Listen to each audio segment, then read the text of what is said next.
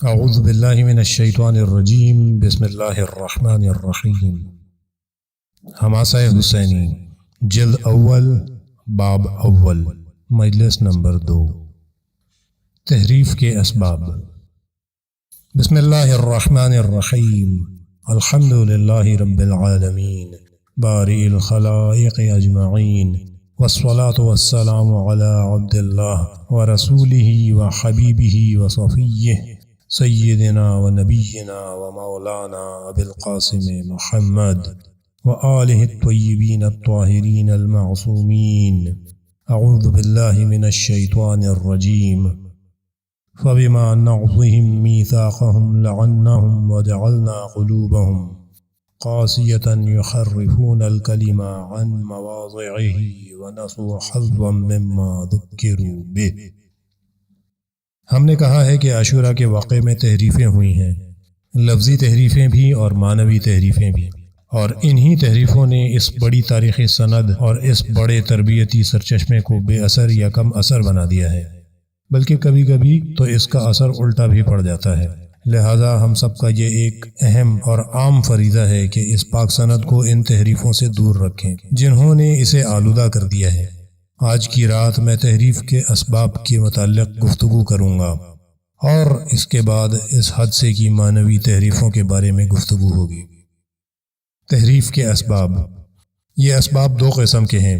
ایک قسم عام ہوتی ہے، یعنی مجموعی طور پر ایسے اسباب موجود ہیں جو تاریخ میں تحریف کرتے ہیں۔ ان کے لیے کربلا کے حادثے ہی کی تحریفیں نہیں، مثلاً دشمنوں کے مقاصد بجائے خود ایسا سبب ہیں جو حادثے میں تحریف کر ڈالتے ہیں۔ دشمن اپنی غرض پوری کرنے اور مقاصد حاصل کرنے کے لیے تاریخ میں تبدیلیاں کرتا ہے یا تاریخ کی غلط تشریح اور تفسیر کرتا ہے۔ یہ مثالیں اتنی زیادہ ہیں کہ میں ان کے بارے میں گفتگو کرنا نہیں چاہتا، البتہ اتنا کہنا چاہتا ہوں کہ حادثہ کربلا کی تحریف میں بھی ان اسباب کا دخل رہا ہے، یعنی حسینی تحریک کی تحریف پر دشمن کمر بستہ ہو کر نکل آئے، اور جیسا کہ دنیا کا دستور ہے کہ دشمن پاکیزہ تحریکوں کے بارے میں گڑبڑ پیدا کرنے اور اختلاف شروع کرنے کا الزام لگاتے ہیں۔ اموی حکومت نے بھی بہت کوشش کی کہ حسینی تحریک کو اسی رنگ میں دنیا کے سامنے پیش کرے، چنانچہ پہلے ہی دن سے ایسے پروپیگنڈے شروع ہو گئے۔ مسلم میں نقیل جیسے ہی کوفہ پہنچتے ہیں، یزید اس حکم نامے میں جس کے مطابق وہ ابن زیاد کو حاکم کوفہ مقرر کرتا ہے لکھتا ہے، مسلم میں نقیل کوفہ پہنچ گئے ہیں اور ان کا قصد مسلمانوں میں گڑبڑ پھیلانا اور پھوٹ ڈالنا ہے، تو وہاں پہنچ کر ان کو کچل ڈال۔ جس وقت مسلم گرفتار کر کے ابن زیاد کی حویلی میں لائے جاتے ہیں، ابن زیاد مسلم سے کہتا ہے، اے عقیل کے بیٹے، تمہارے اس شہر میں آنے کا کیا سبب ہے؟ یہاں کے لوگ آرام اور اطمینان سے رہ رہے تھے، تم آئے تو تم نے ہنگامہ کھڑا کر دیا، پھوٹ ڈالی اور گڑبڑ پھیلا دی۔ مسلم نے بھی جرت سے جواب دیا، اول تو میں اس شہر میں خود نہیں آیا، اس شہر کے لوگوں نے مجھے بلایا۔ بہت سے خطوط لکھے اور وہ سب خطوط موجود ہیں۔ ان میں انہوں نے لکھا ہے کہ تیرے باپ زیاد نے جتنے سال یہاں حکومت کی، نیک لوگوں کو قتل کیا، بروں کو اچھوں پر مسلط کیا اور عوام پر طرح طرح کے مظالم ڈھائے۔ ان لوگوں نے ہمیں اس لیے بلایا ہے کہ ہم ان کے لیے انصاف مہیا کریں، ہم عدل قائم کرنے کے لیے آئے ہیں۔ چونکہ اموی حکومت نے معنوی تحریف کی تھی، اس لیے اس قسم کے بہت سارے واقعات بیان کیے ہیں، لیکن اسلامی تاریخ پر اس تحریف کا اثر نہیں پڑا۔ آپ کو دنیا بھر میں کوئی ایک مورخ اور صاحب نظر بھی ایسا نہیں ملے گا جو یہ کہے کہ حسین بن علی علیہ السلام نے نعوذ باللہ بے جا قیام کیا تھا، لوگوں میں پھوٹ ڈالنے اور ان کا ایکا ختم کرنے کے لیے آئے تھے۔ نہیں، دشمن حادثہ کربلا میں کوئی تحریف نہیں کر سکا۔ حادثہ کربلا میں جتنی تحریف ہوئی ہے، بدقسمتی سے دوستوں کی طرف سے ہی ہوئی ہے۔ دوسرا سبب انسان کا افسانہ گھڑنے اور کہانیاں کہنے کا رجحان ہے، اور یہ پوری دنیا کی تاریخ میں ملتا ہے۔ انسان میں ایک ہیرو پرستی کا جذبہ ہوتا ہے جس کے تحت وہ قومی اور مذہبی شخصیتوں کے بارے میں دینی افسانے تراشتا رہتا ہے۔ اس کا بہترین ثبوت یہ ہے کہ لوگوں نے ابو علی سینا اور شیخ بہائی جیسے نابغہ روزگار لوگوں کے لیے بہت سے افسانے گھڑ ڈالے ہیں۔ ابو علی سینا بلا شک و شبہ ایک نابغہ روزگار تھے، اور ان کے جسمانی اور روحانی قوا ایک غیر معمولی پہلو رکھتے تھے، تاہم انہی کی وجہ سے لوگوں نے ان کے متعلق داستانیں بنا ڈالیں، مثلا یہ کہ ابو علی سینا نے ایک آدمی کو ایک فرسنگ کے فاصلے سے دیکھ کر یہ کہہ دیا کہ یہ شخص روغنی روٹی کھا رہا ہے۔ لوگوں نے ان سے پوچھا کہ تو نے یہ کیسے سمجھ لیا کہ یہ روٹی کھا رہا ہے اور روٹی بھی گھی میں تلی ہوئی ہے؟ انہوں نے کہا اس لیے کہ میں روٹی کے آس پاس مکھیاں اڑتے دیکھ رہا ہوں، میں سمجھ گیا کہ اس کی روٹی تلی ہوئی ہے جو مکھیاں اس کے آس پاس چکر کاٹ رہی ہیں۔ معلوم ہوا کہ یہ افسانہ ہے۔ جو شخص ایک فرسنگ سے مکھی دیکھ سکتا ہے وہ روٹیوں کا روغن مکھیوں سے بھی جلدی دیکھ سکتا ہے۔ یا کہتے ہیں کہ ابو علی سینا جس زمانے میں اصفہان میں پڑھتے تھے انہوں نے بتایا تھا کہ میں آدھی رات کو جب پڑھنے کے لیے اٹھتا ہوں تو کاشان کے آہنگروں کے ہتھوڑوں کی آوازیں مجھے پڑھنے نہیں دیتیں۔ لوگ گئے اور انہوں نے خود جا کر دیکھ لیا تو یہ حکم جاری کر دیا کہ کاشان کے ٹھیٹھرے اور لوہار ہتھوڑے نہ چلائیں۔ بعد میں ابو علی سینا نے بتایا کہ اس رات کو میں آرام سے سو پایا، میں نے آرام سے مطالعہ کیا۔ معلوم ہوتا ہے کہ یہ بھی افسانہ ہے۔ لوگوں نے شیخ بہائی کے متعلق بھی بہت سی کہانیاں بنا ڈالی ہیں۔ اس قسم کی باتیں عاشورہ کے حادثے سے ہی مخصوص نہیں ہیں۔ لوگ ابو علی سینا کے بارے میں جو کچھ کہتے ہیں کہیں، اس سے کسے نقصان پہنچ سکتا ہے؟ کسی کو نہیں۔ لیکن ایسے لوگ جن کی شخصیت رہنما شخصیتیں ہیں، جن کے قول، فعل، قیام اور تحریک عوام کے لیے سنت اور حجت ہیں، ان کی باتوں، شخصیتوں اور تاریخوں میں کوئی تحریف نہیں ہونی چاہیے۔ ہم شیعوں نے حضرت علی علیہ السلام کے بارے میں کتنے افسانے گھڑے ہیں۔ علی علیہ السلام کے غیر معمولی انسان ہونے میں کسی کو عذر نہیں، ان کی شجاعت میں کسی کو شبہ نہیں۔ دوست اور دشمن سبھی مانتے ہیں کہ علی علیہ السلام کی شجاعت غیر معمولی تھی۔ علی علیہ السلام نے جس میدان جنگ میں اور جس پہلوان سے مقابلہ کیا اسے پچھاڑا، لیکن کیا افسانہ سازوں نے اسی پر قناعت کی؟ ہرگز نہیں۔ مثال کے طور پر کہتے ہیں کہ علی علیہ السلام خیبر کی لڑائی میں مرحب پہلوان کے مقابلے میں گئے۔ مرحب کتنا زبردست پہلوان تھا۔ مورخوں نے بھی لکھا ہے کہ علی علیہ السلام نے جیسے ہی اس پر وار کیا اس کے 2 ٹکڑے ہو گئے۔ لیکن اس پر لوگوں نے ایسی باتیں بنائی ہیں اور ایسے افسانے گھڑے ہیں جو مذہب کو بگاڑ ڈالتے ہیں۔ کہتے ہیں کہ جبرائیل کو پروردگار کا حکم ہوا کہ فوراً زمین پر پہنچو، اگر علی علیہ السلام کی تلوار زمین پر گری تو زمین کے 2 ٹکڑے ہو جائیں گے اور اس گائے اور مچھلی تک جا پہنچے گی جس پر زمین ٹکی ہوئی ہے۔ اپنا پر علی علیہ السلام کی تلوار کے نیچے بچھا دو۔ جبرائیل گئے اور ویسا ہی کیا۔ علی علیہ السلام نے بھی ایسا وار کیا کہ مرحب کے 2 ٹکڑے ہو گئے۔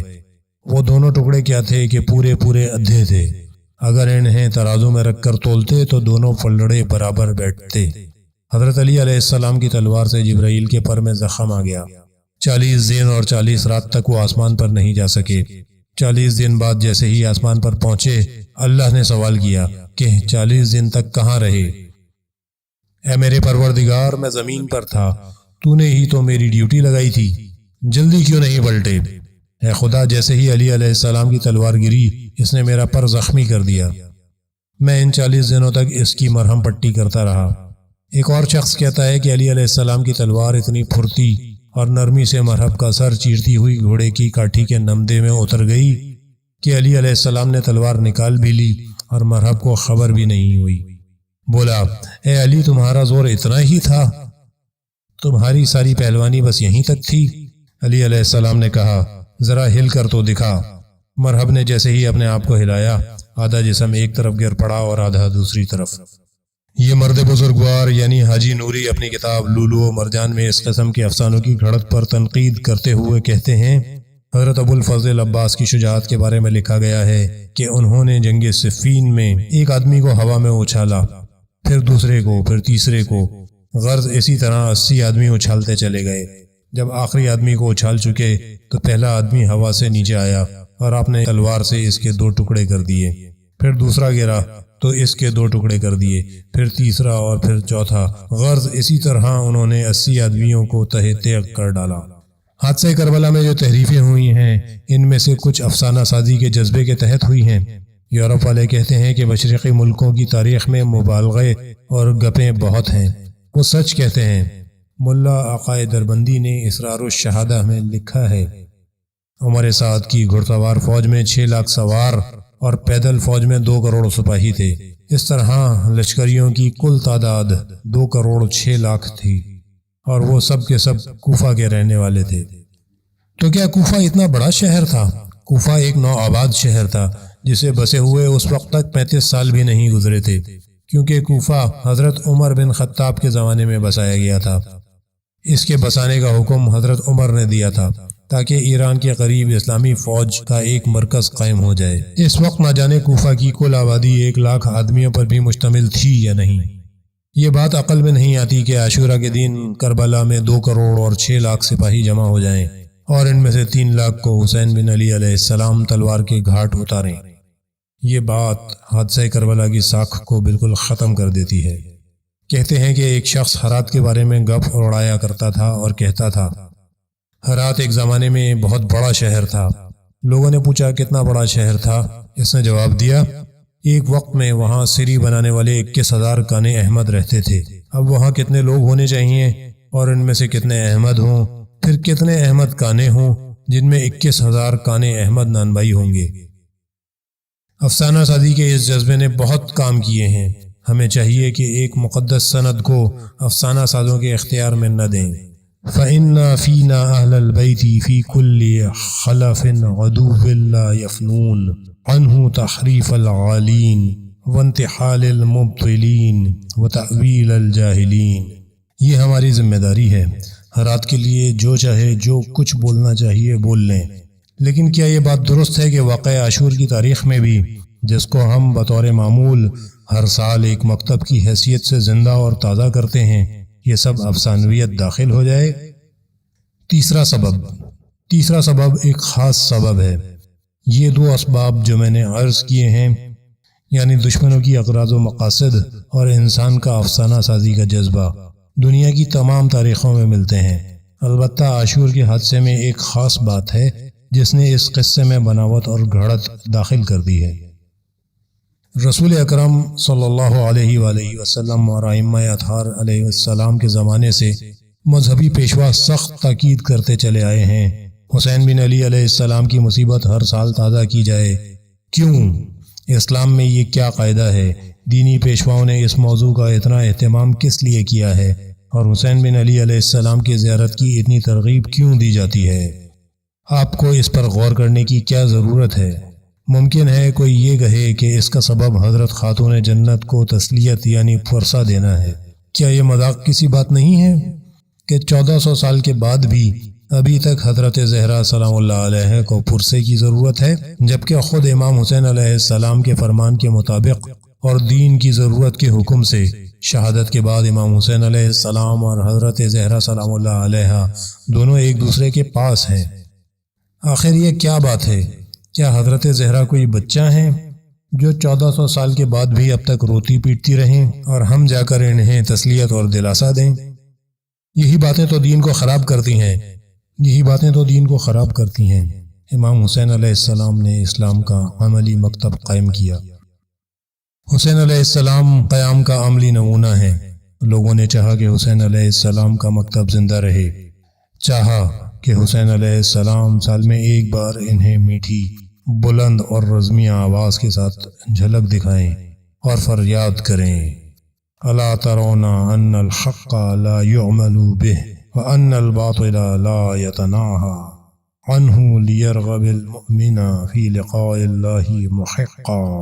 انہوں نے چاہا کہ الموت اولا من رکوب العار، موت ذلت کی زندگی سے بہتر ہے، ہمیشہ کے لیے زندہ رہے۔ انہوں نے چاہا تھا لا ارى الموت الا سعادتا والحیات مع الظالمین الا برما۔ میرے نزدیک ظالموں کے ساتھ زندگی تھکا دینے والی ہے، موت میری نظر میں ایک سعادت ہے۔ لوگ چاہتے تھے کہ حسین علیہ السلام کے وہ فقرے بھی خط الموت علی ولد آدم خط القلادۃ علی جید الفتى ہیہات من الذلہ زندہ رہے۔ انہوں نے چاہا کہ ایسے مناظر زندہ رہیں کہ حسین علیہ السلام آتے ہیں، 30,000 کے لشکر کے سامنے ڈٹ جاتے ہیں، اور حال یہ ہے کہ سخت مصیبت اور پریشانی کے باوجود ایسی جواں مردی کا مظاہرہ کرتے ہیں جو دنیا نے کبھی نہیں دیکھا۔ فرماتے ہیں الا وان الدعی ابن الدعی قد رکض بین اثنتین بین السلۃ والذلہ وہیہات من الذلہ یا ابا اللہ ذالک لنا ورسولہ والمؤمنون وحجور طابت وطہرت۔ انہوں نے چاہا کہ حسین علیہ السلام کا مکتب زندہ رہے، حسین علیہ السلام کی تربیت زندہ رہے، حسین علیہ السلام کی روح اس قوم پر عکس افغن رہے اور چمکے۔ ان کا نظریہ بہت واضح ہے۔ عاشور کے حادثے کو فراموش نہ ہونے دو۔ تمہاری زندگی اور انسانیت کی زندگی اور تمہارا وقار اس حادثے سے وابستہ ہے۔ اس وسیلے سے تم اسلام کو زندہ رکھ سکتے ہو۔ چنانچہ انہوں نے تمہیں رغبت دلائی ہے کہ حسین علیہ السلام کا سوگ قائم رکھو۔ یہ بات ٹھیک بھی ہے، واقعی حسین بن علی علیہ السلام کے سوگ کا نظریہ بالکل درست ہے۔ یہ نظریہ بہت بلند بھی ہے۔ ہم اس باب میں جتنی بھی کوشش کریں بجا ہے، بشرط یہ کہ ہم اس کام کا مقصد پہچان لیں۔ لیکن افسوس یہ ہے کہ کچھ لوگوں نے اسے نہیں پہچانا۔ انہوں نے سوچا کہ لوگوں کو حسین علیہ السلام کے مکتب سے واقف کرائے بغیر ہی قیام حسین علیہ السلام کے نظریے سے واقف کرا دیں، لوگوں کو حسین علیہ السلام کے مراتب سے واقف کرا دیں، بس اسی قدر کے مجلس میں آئیں، بیٹھیں اور بغیر جانے اور سمجھے روئیں۔ گناہوں کا کفارہ ہے۔ مرحوم حاجی نوری نے اپنی کتاب لؤلؤ و مرجان میں ایک نقطہ بیان کیا ہے، اور وہ یہ ہے کہ بعض لوگوں نے کہا کہ امام حسین علیہ السلام کے موضوع اور ان پر رونے کا اتنا زیادہ ثواب ہے کہ جس طریقے اور وسیلے سے بھی یہ کام ہو سکے اس سے فائدہ اٹھانا چاہیے۔ آج کل کے مکیاولی مکتب میں یہ بات کہی جاتی ہے کہ مقصد وسیلے کو جائز بنا دیتا ہے، یعنی مقصد اچھا ہو تو وسیلہ جو بھی ہوا کرے۔ انہوں نے یہ بھی کہا ہے کہ ہمارا مقصد پاک اور پاکیزہ ہے، اور وہ امام حسین علیہ السلام کے مصائب پر رونا ہے۔ یہ بہت اچھا کام ہے اور رونا چاہیے، لیکن ہم کس وسیلے سے روئیں؟ جس وسیلے سے بھی ممکن ہو۔ مقصد پاک ہے تو وسیلہ جو بھی ہوا کرے۔ اگر ہم شبیہ نکالیں، ایک توہین آمیز شبیہ، کیا یہ صحیح ہے یا نہیں؟ کہتے ہیں کہ اس سے آنسو جاری ہوتا ہے یا نہیں؟ بس اس سے اگر آنسو نکلتا ہے تو اس توہین آمیز شبیہ نکالنے میں کوئی حرج نہیں ہے۔ ہم سیٹی بجائیں، ڈھول بجائیں، گناہ کریں، مردوں کو زنانی پوشاک پہنائیں، قاسم کی شادی رچائیں، اپنی طرف سے گھڑ لیں، دھوکہ دیں، تحریف کریں۔ امام حسین علیہ السلام کی بارگاہ میں ان باتوں کی ممانعت نہیں ہے۔ امام حسین علیہ السلام کی بارگاہ اوروں کی بارگاہ سے مختلف ہے۔ اس میں جھوٹ بولنا معاف ہے، اپنی طرف سے گھڑ دینا، تحریف کرنا، شبیہ بنانا، مردوں کو زنانہ لباس پہنانا معاف ہے۔ یہاں آپ جو گناہ بھی کریں معاف ہے۔ مقصد بہت پاک ہے۔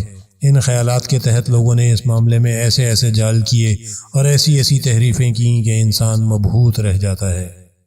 10-15 سال پہلے میں اصفہان گیا۔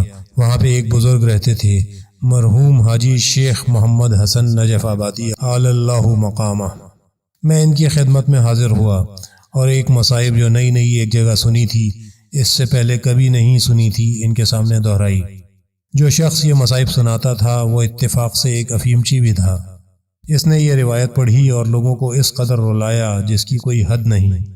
وہ ایک بوڑھی عورت کا قصہ سناتا تھا کہ وہ متوکل کے زمانے میں امام حسین علیہ السلام کی زیارت کو جانا چاہتی تھی، جس سے اس زمانے میں روکتے تھے، وہ لوگوں کے ہاتھ کاٹ ڈالتے تھے۔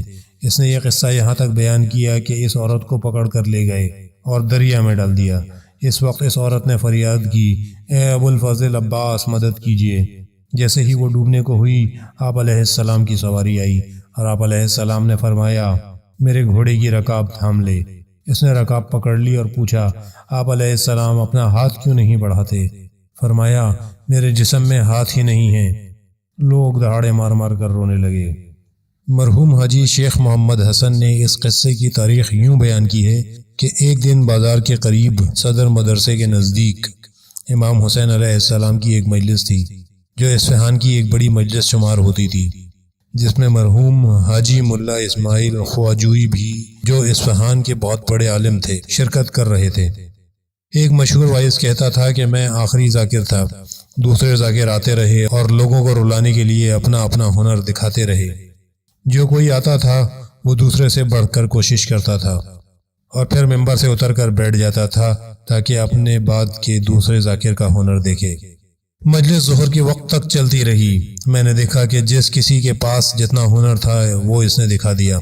لوگوں کی ہچکی بندی ہوئی تھی۔ اب میں نے سوچا کہ میں کیا کروں۔ وہیں اور اسی وقت میں نے یہ قصہ گھڑ ڈالا، ممبر پر گیا، یہ قصہ بیان کیا اور سب سے بڑھ گیا۔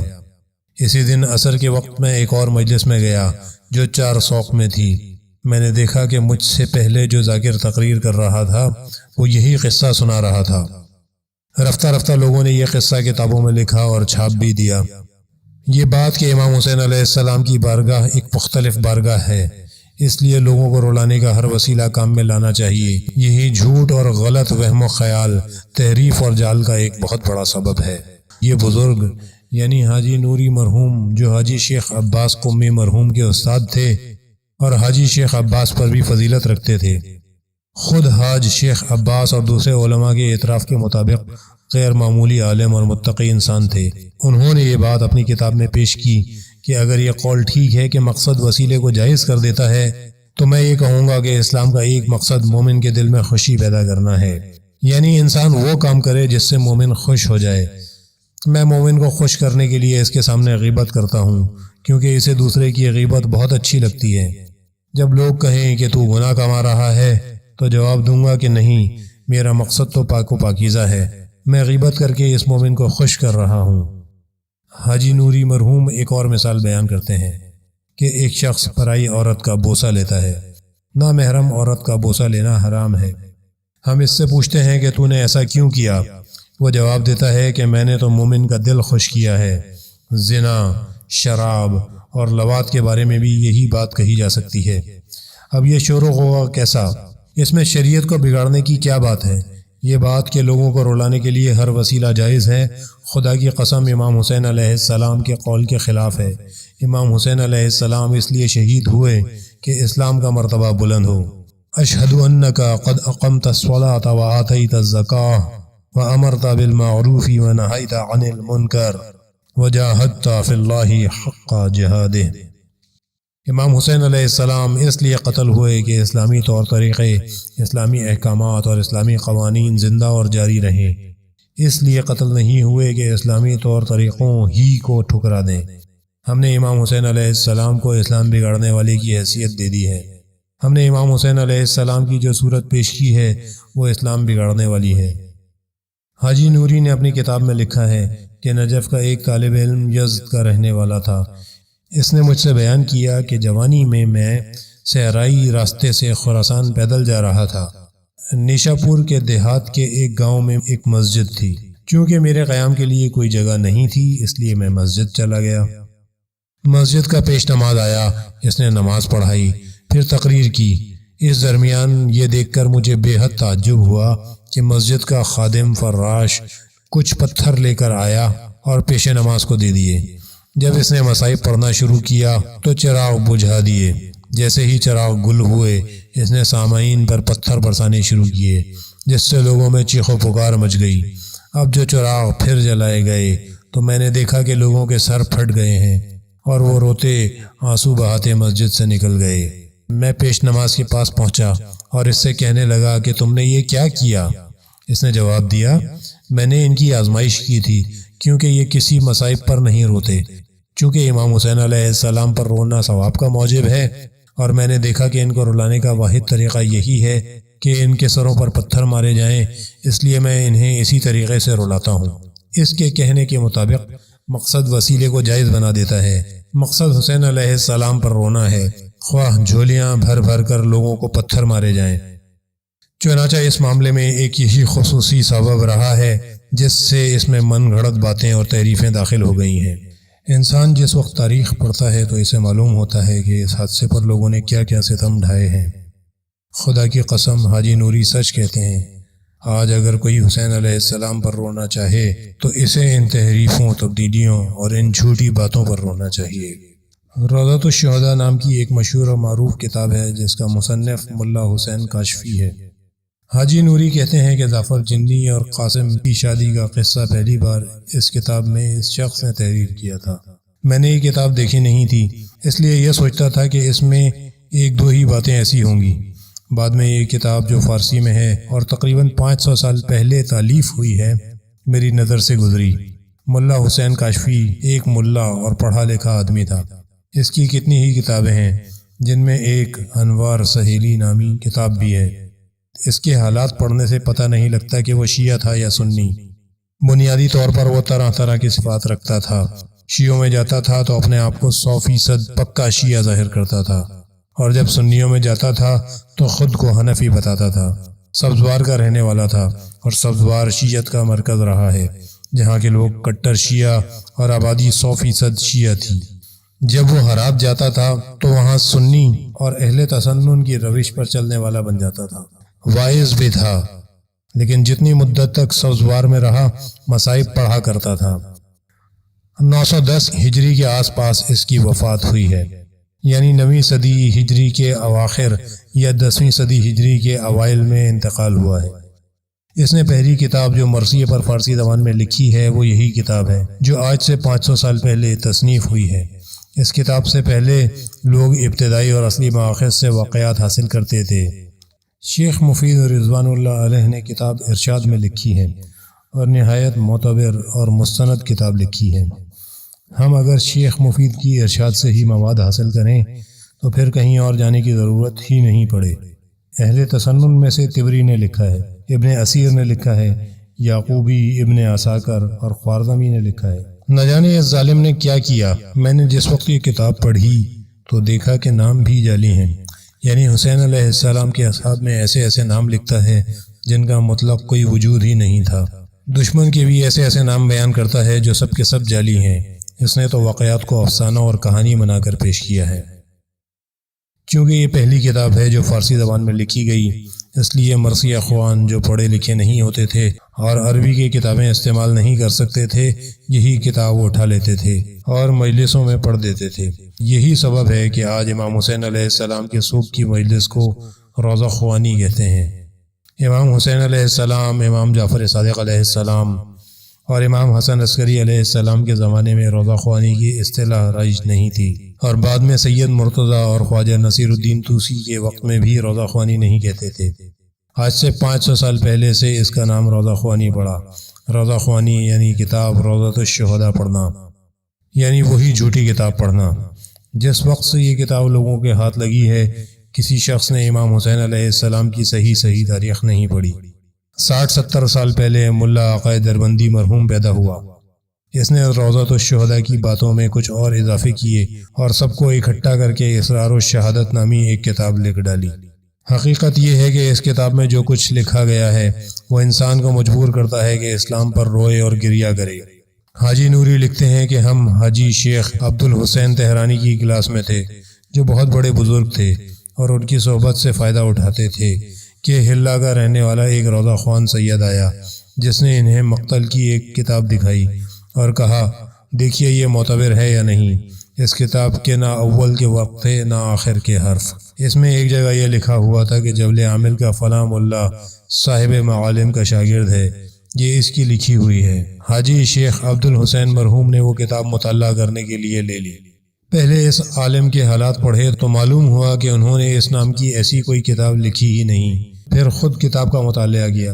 پہلے اس عالم کے حالات پڑھے تو معلوم ہوا کہ انہوں نے اس نام کی ایسی کوئی کتاب لکھی ہی نہیں ہے۔ پھر خود کتاب کا مطالعہ کیا تو معلوم ہوا کہ جھوٹ کا پٹارا ہے۔ اس سید سے بولے، یہ کتاب بالکل گپ ہے، اس کتاب سے کوئی بات اخذ کرنا یا بیان کرنا جائز نہیں ہے، اور بنیادی طور پر یہ کتاب اس عالم کی لکھی ہوئی بھی نہیں ہے، اس کی باتیں سب جھوٹی ہیں۔ حاجی نوری لکھتے ہیں، اسرار الشہادت کے مصنف کے ہاتھ یہی کتاب پڑ گئی تھی، جس کا مواد اس نے اول سے آخر تک سب نقل کر لیا۔ حاجی نوری ایک اور قصہ بیان کرتے ہیں جو بہت مایوس کن ہے۔ ایک شخص مرحوم صاحب مقام کے پاس گیا اور بولا، کل رات کو میں نے ایک ڈراؤنا خواب دیکھا۔ کیا خواب دیکھا؟ اس نے کہا، میں نے دیکھا کہ میں اپنے ان دانتوں سے امام حسین علیہ السلام کے بدن کا گوشت کاٹ رہا ہوں۔ یہ عالم بزرگ کانپ گئے، اپنا سر جھکا لیا، بڑی دیر تک سوچتے رہے، پھر بولے، کیا تو مرثیہ خواں ہے؟ اس نے کہا، جی ہاں۔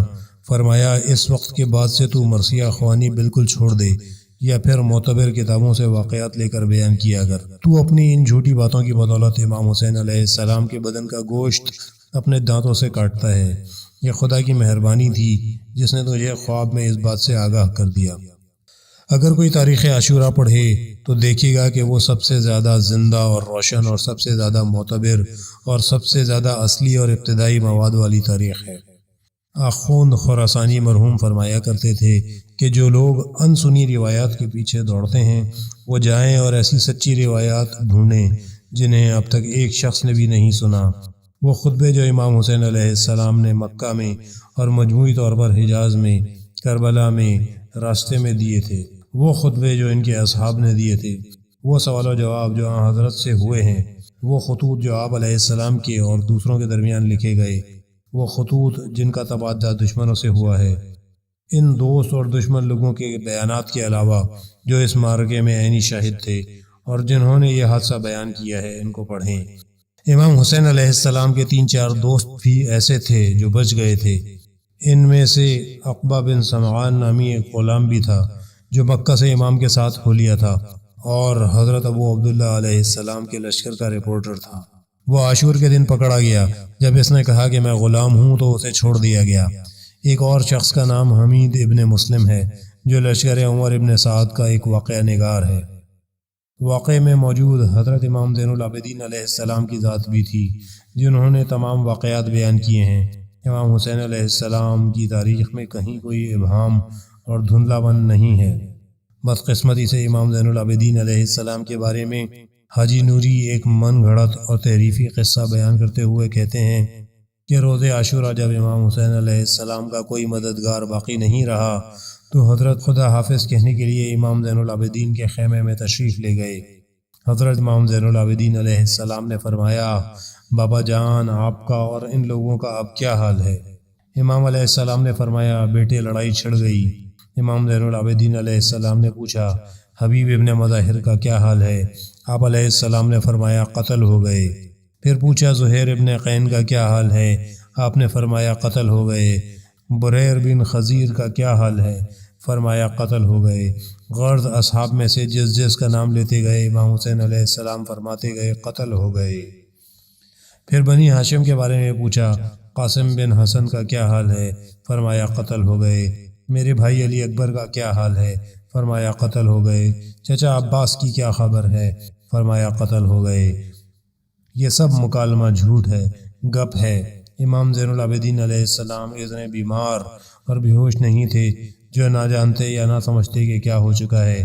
تاریخ کا بیان ہے کہ اس حالت میں بھی امام اٹھے اور بولے، پھوپھی جان، میری لاٹھی اور تلوار میرے لیے لا دیجیے۔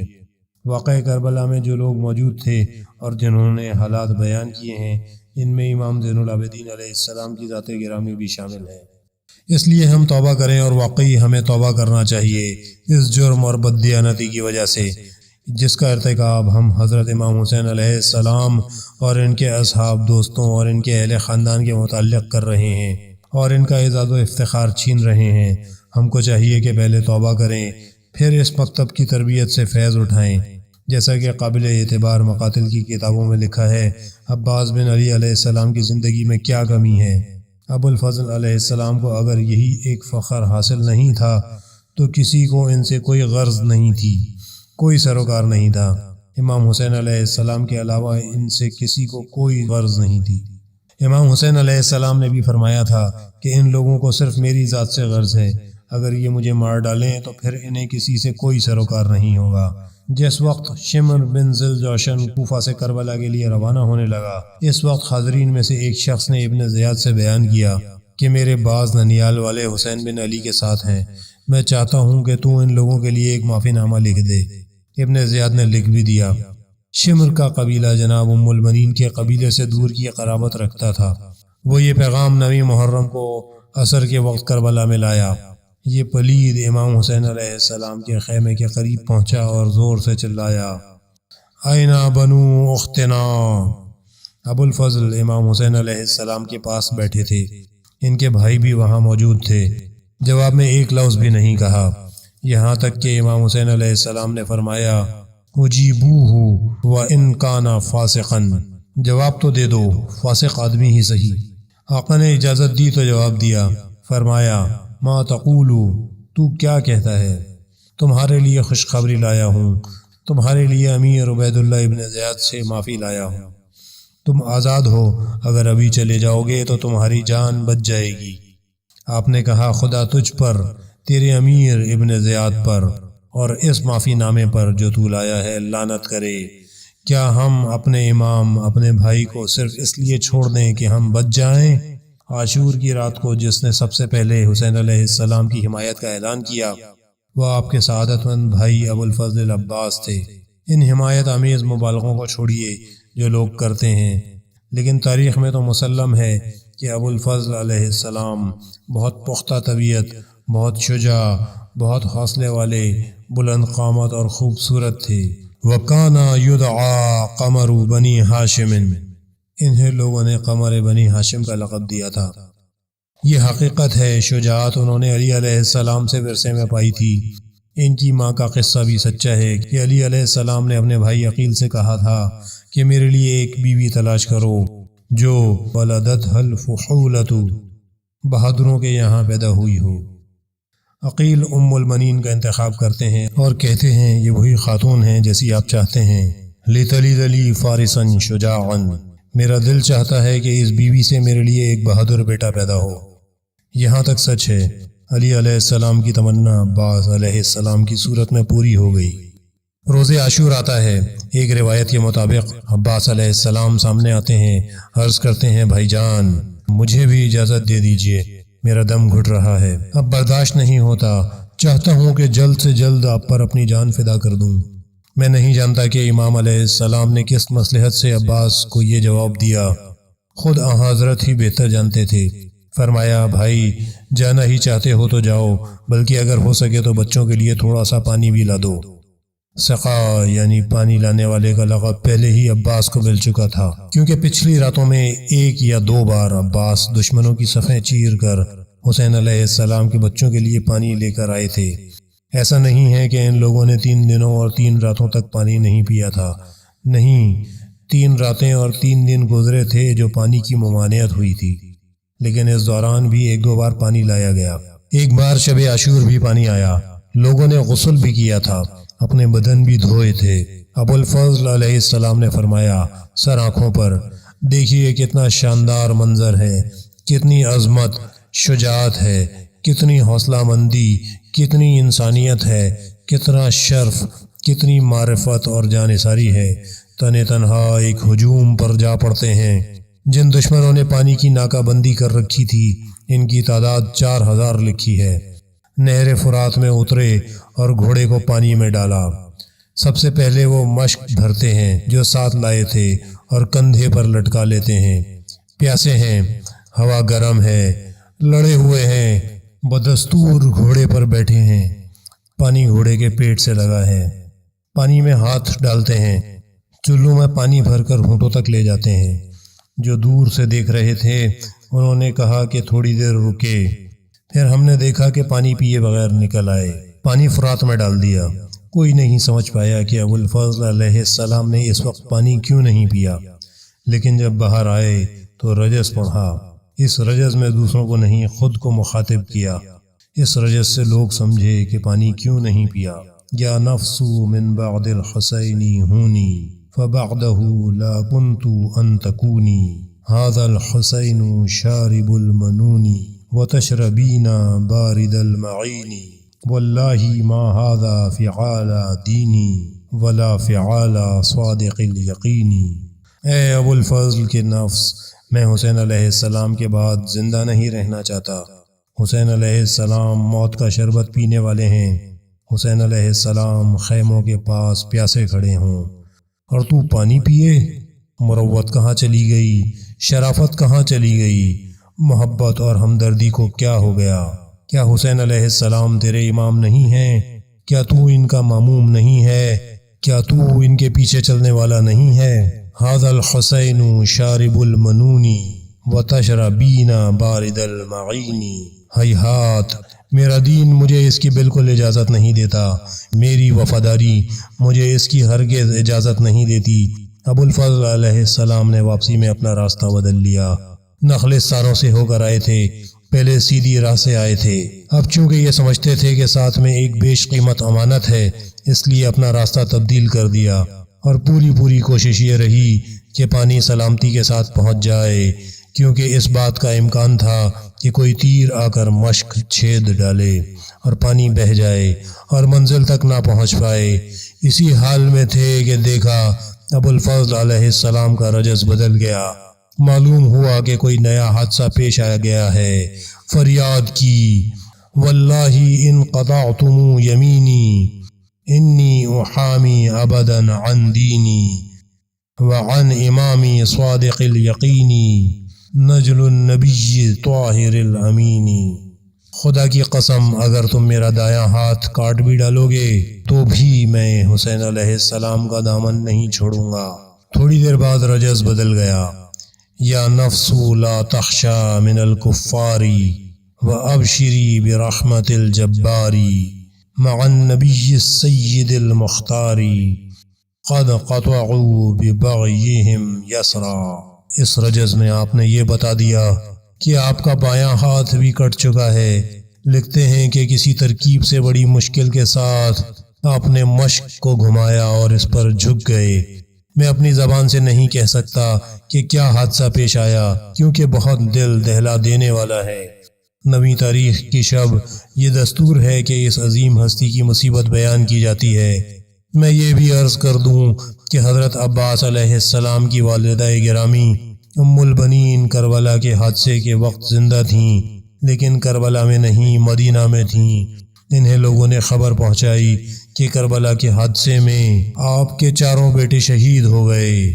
یہ بزرگ خاتون جنت البقیع کے قبرستان میں آتی تھیں اور اپنے بیٹوں کو روتی تھیں۔ لکھتے ہیں کہ ان بی بی کے بین اس قدر دردناک ہوتے تھے کہ جو آ جاتا تھا رونے لگتا تھا، یہاں تک کہ مروان بن حکم بھی، جو سخت ترین دشمن تھا، اپنی نوحہ سرائی میں کبھی آپ تمام بیٹوں کو اور کبھی ان میں سے سب سے بڑے بیٹے کو خاص طور پر یاد کر لیتی تھیں۔ ابو الفضل عباس علیہ السلام عمر کے لحاظ سے بھی اور روحانی اور جسمانی کمالات کے اعتبار سے بھی ان کے بیٹوں میں سب سے زیادہ قابل تھے۔